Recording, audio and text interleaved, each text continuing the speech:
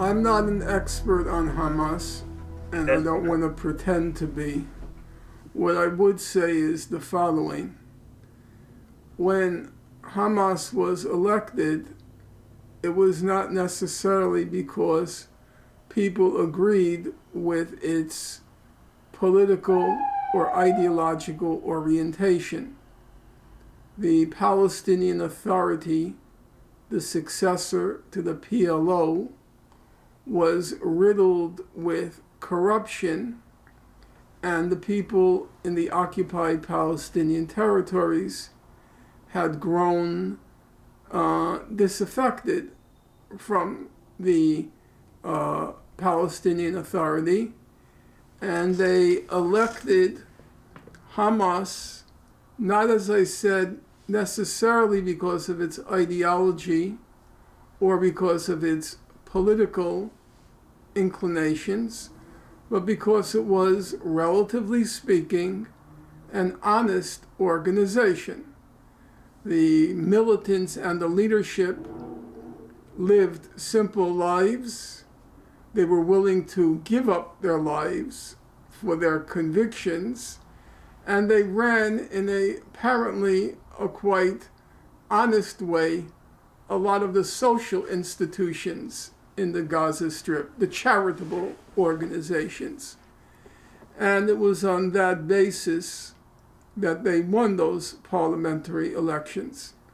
Now it's also true that they became over time very repressive, and they had alienated a large part of the Gaza population, and as I understand it, there was also degrees of privilege, economic privilege, that they now enjoyed, which caused resentment among the rest of the population.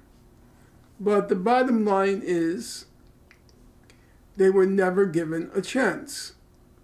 And for those of you who know history, that's quite common. When the Popular Unity government was elected in Chile in 1973, 1971, or I can't remember, when Popular Unity was elected, it was a socialist coalition led by Salvador Allende. The United States took extreme offense at the result of the election, and Henry Kissinger, who was the Secretary of State at the time, said, quote, "We are going to make the economy scream. We are going to make the economy scream. We are going to cause so much dissatisfaction that the people of Chile will overthrow the government," which is what they did on September 11th, 1973. The same thing happened with Cuba, with the blockade imposed on Cuba, except in that case, even though they made the economy scream, the government was not overthrown.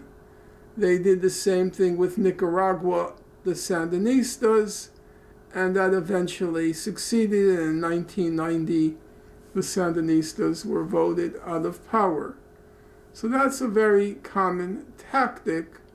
And so I won't pass judgment on Hamas. Oh, and the same thing, I should say, happened in Egypt with Morsi.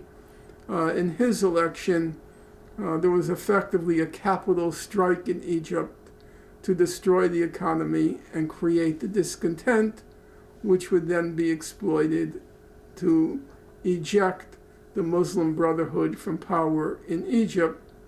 So I don't want to pass judgment on Hamas as a government, which is separate from its ideology and its political inclinations.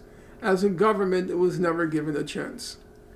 The day after it was elected, the brutal blockade was imposed on Gaza.